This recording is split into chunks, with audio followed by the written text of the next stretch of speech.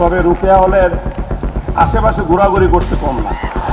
প্রিয়াঙ্কা চোপড়া আছে না, প্রিয়াঙ্কা চোপড়া তো সবাই চিনে।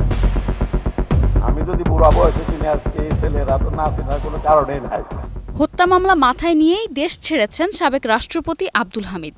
গভীর রাতে থাই এয়ারওয়েজে দেশ ছাড়েন তিনি। পতিত স্বৈরাচার হাসিনা সরকারের দ্বিতীয়বারের এই রাষ্ট্রপতির বিরুদ্ধে ছাত্র হত্যা মামলা থাকার পরও কিভাবে তিনি দেশ ছাড়তে পারলেন তা নিয়ে চলছে নানা আলোচনা সমালোচনা। সামাজিক মাধ্যমে চলছে সরকারের ব্যাপক সমালোচনা। অন্তর্বর্তী সরকারের সমালোচনা করে ফেসবুকে ক্ষোভ ছেড়েছেন হাসনাত আব্দুল্লাহ। হাসনাত তার ভেরিফাইড ফেসবুক অ্যাকাউন্টে পোস্ট করে লিখেন, খুনিকে দেশ থেকে নিরাপদে বেরিয়ে যাওয়ার সুযোগ দেয়া হয়। পুলিশ আসামি ধরলেও আদালত থেকে জামিন দেয়া হয়। শিরিন শারমিনকে রাষ্ট্রীয় তত্ত্বাবধানে বাসায় গিয়ে পাসপোর্ট করে দেয়া হয়। দ্বিতীয় ট্রাইব্যুনাল জানুয়ারিতে হওয়ার কথা থাকলেও মে মাসে এসেও শুরু হয়নি। আর আপনারা বলছেন আওয়ামী লীগের বিচার করবেন। তা ইন্টারিম এখন পর্যন্ত কি কি বিচার ও সংস্কার করেছেন? 5 আগস্ট ছাত্র জনতার আন্দোলনের মুখে পতন হয় শেখ হাসিনা ও তার দল আওয়ামী লীগের। এরপর থেকেই আত্মগোপনে রয়েছেন দলটির নেতাকর্মীরা। অনেকে দেশ ছাড়লেও এতদিন দেশেই ছিলেন আওয়ামী লীগ সরকারের আমলের সাবেক রাষ্ট্রপতি আব্দুল হামিদ। অবশেষে তিনিও দেশ ছাড়লেন। আব্দুল হামিদ আওয়ামী লীগের সময় 2013 থেকে 2023 সাল পর্যন্ত টানা 2 মেয়াদে বাংলাদেশের রাষ্ট্রপতি হিসেবে দায়িত্ব পালন করেছেন। এদিকে সাবেক রাষ্ট্রপতির শ্যালক ডাক্তার নওশাদ খান ও তার ছোট ছেলে রিয়াদ আহমেদও দেশ ত্যাগ করেছেন। সূত্র জানিয়েছে, গত রাত 11টার দিকে শাহজালাল আন্তর্জাতিক বিমানবন্দরে যান আব্দুল হামিদ। সেখানে যাওয়ার পর ইমিগ্রেশনে প্রয়োজনীয় যাচাই বাছাই শেষে দেশ ছাড়ার সবুজ সংকেত পান তিনি।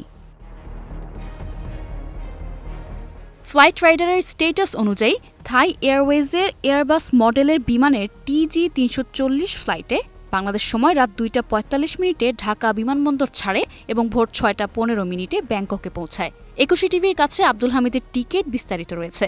এতে দেখা গেছে 6 মে ঢাকা ব্যাংকক টিকিট বুক করা হয় মোহাম্মদ আব্দুল হামিদের পাসপোর্ট দিয়ে। তাতে উল্লেখ রয়েছে 8 মে 2:45 শাহজালাল আন্তর্জাতিক বিমানবন্দর থেকে ব্যাংকক যাবেন হামিদ এবং আগামী 7 জুন ব্যাংকক থেকে ঢাকায় ফিরবেন। অবশ্য হত্যা মামলা মাথায় নিয়ে দেশ ছাড়ার পর তিনি যে দেশে ফিরবেন না, এটা খালি চোখেও বলা যায়।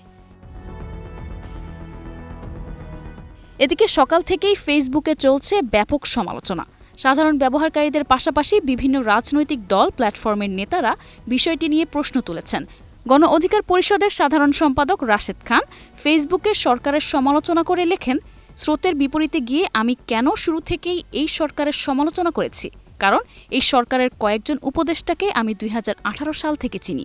এই সরকারের বিভিন্ন জায়গায় 111-এর দোসররা বসে আছে। উপদেষ্টা পরিষদেরই আওয়ামী সুবিধাভোগীরা। ইতোপূর্বে ওবায়দুল কাদের সহ যারা পালিয়েছে তারাও সরকারের সবুজ সংকেত পেয়েই পালিয়েছে বলেও অভিযোগ করেন তিনি। এদিকে জাতীয় নাগরিক পার্টির যুগ্ম সদস্য সচিব মাহিন সরকার তার ফেসবুকে এক পোস্টে ব্যঙ্গ করে লিখেছেন, আব্দুল হামিদ তো সকল সরকারি বিধি মেনেই ব্যাংকক গেছে, মানে অনুমতি নিয়েই গেছে। অনুমতি দিয়েছে কে? অন্তর্বর্তীকালীন সরকার।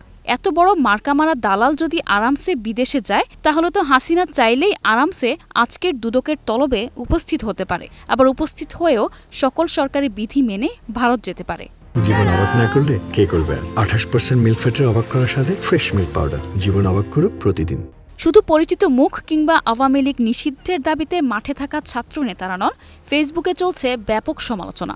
অনেকেই প্রশ্ন তুলে বলতে চাইছেন, অন্তর্বর্তী সরকার সংশ্লিষ্টদের গ্রিন সিগন্যাল ছাড়াই তার দেশ ছাড়ার সুযোগ থাকার কথা নয়। গত 14 জানুয়ারি কিশোরগঞ্জ সদর থানায় তার বিরুদ্ধে হত্যা মামলা দায়ের হয়। মামলাটিতে সাবেক প্রধানমন্ত্রী শেখ হাসিনা, শেখ রেহানা, সজীব ওয়াজেদ জয়, সাইমা ওয়াজেদ পুতুল, ওবায়দুল কাদেরের নামও রয়েছে। আওয়ামী সরকারের পতনের পর শেখ হাসিনা সহ একাধিক সাবেক ক্ষমতাসীন ব্যক্তি, মন্ত্রী, ব্যবসায়ী এবং দলের গুরুত্বপূর্ণ নেতাদের বিরুদ্ধে দুর্নীতি ও মানবাধিকার লঙ্ঘনের অভিযোগে মামলা হয়েছে। এ অবস্থায় সাবেক রাষ্ট্রপতির এই বিদেশ গমনকে রাজনৈতিক পালানোর অংশ বলেই মনে করছেন কেউ কেউ। নিশা আলম, নিউজ ডেস্ক, 21 টেলিভিশন।